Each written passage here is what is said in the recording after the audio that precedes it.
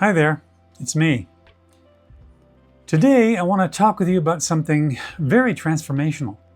It's an important shift in how you may be looking at spiritual success and how it's deeply tied to a quiet and often overlooked truth: the acceptance of happiness.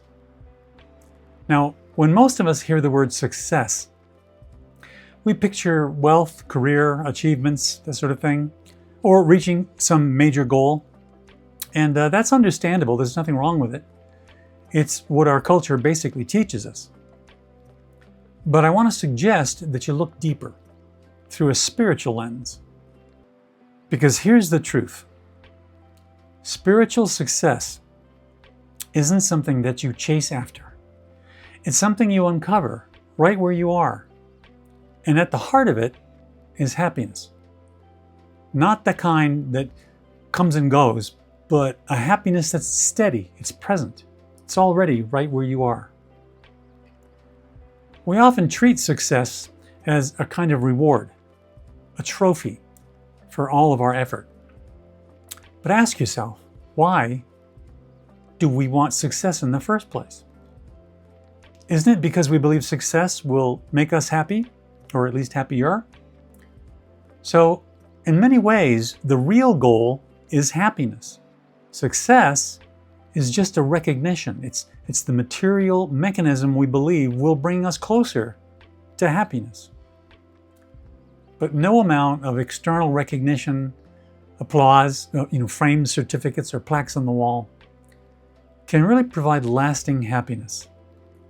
Happiness isn't something we have to earn. What if, spiritually speaking, happiness isn't a pursuit at all? What if it's an acceptance? Even in the U.S. Declaration of Independence, the phrase life, liberty, and the pursuit of happiness points to the idea that happiness is a divine right.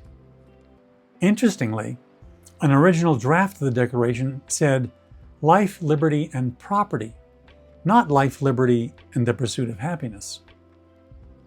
But Thomas Jefferson and Benjamin Franklin both agreed to an elevation of the original text, to point beyond the material and towards something richer, something deeper. Happiness, not prosperity, not property. Still, we've spent lifetimes chasing happiness like it's somewhere out there, around the next corner, after the next job, the next relationship, the next healing. But so many great spiritual teachers tell us something very, very different. They say happiness is not acquired. It's not something that you pursue. It's realized. It's accepted.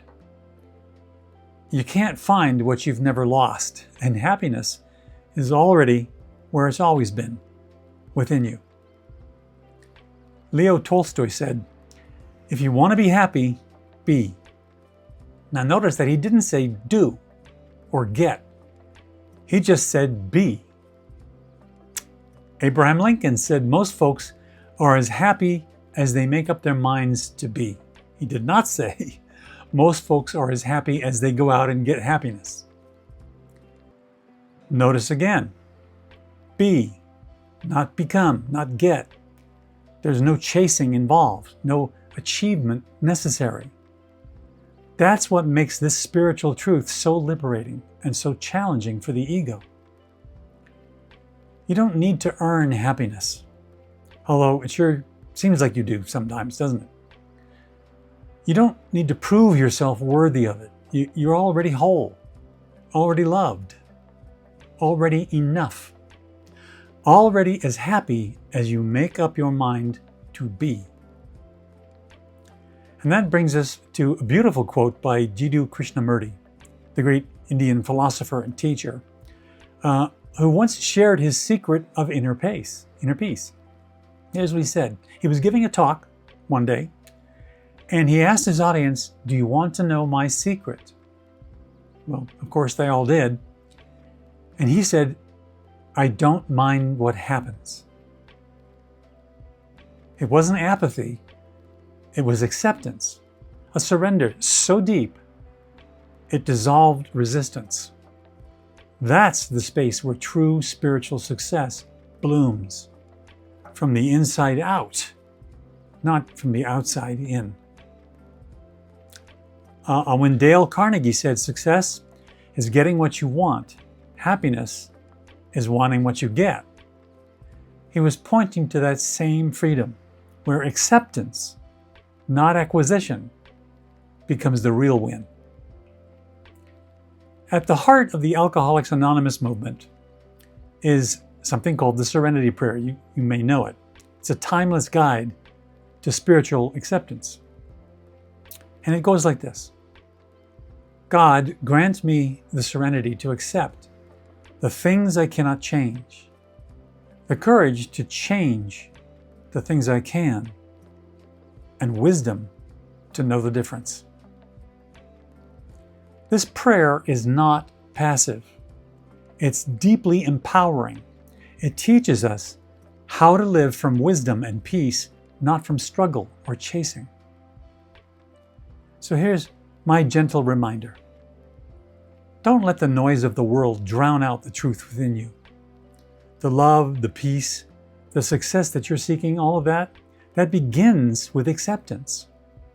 Not reluctant resignation, but loving acceptance of what is and who you are right now.